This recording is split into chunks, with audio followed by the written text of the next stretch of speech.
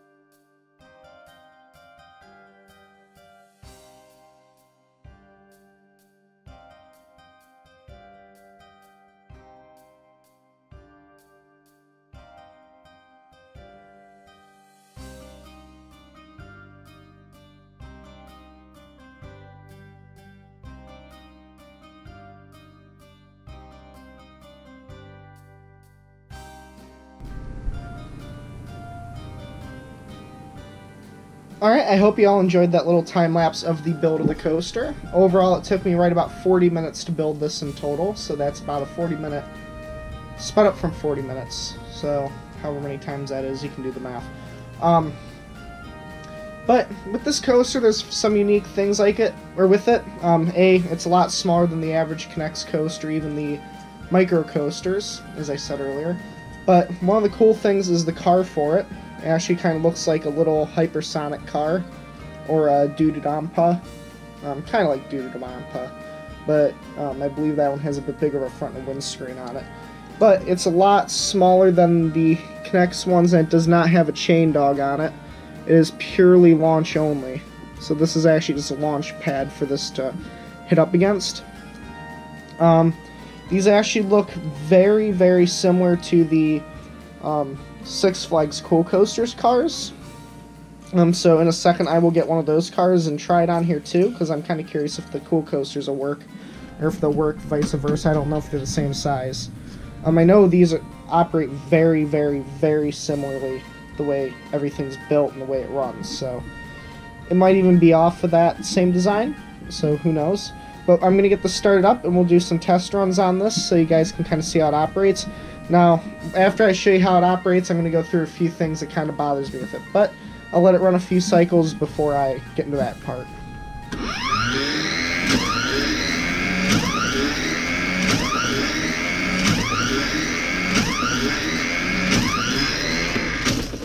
So, off the bat, it works really good. This launcher seems to work really good.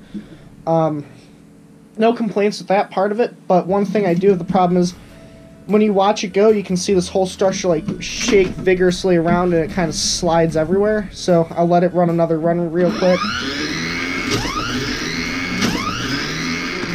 So, the whole thing's really not that sturdily built, so that would be one complaint I have with it. I mean, this is normally I think originally it was $35 set. I ended up picking up for $15, like I said earlier.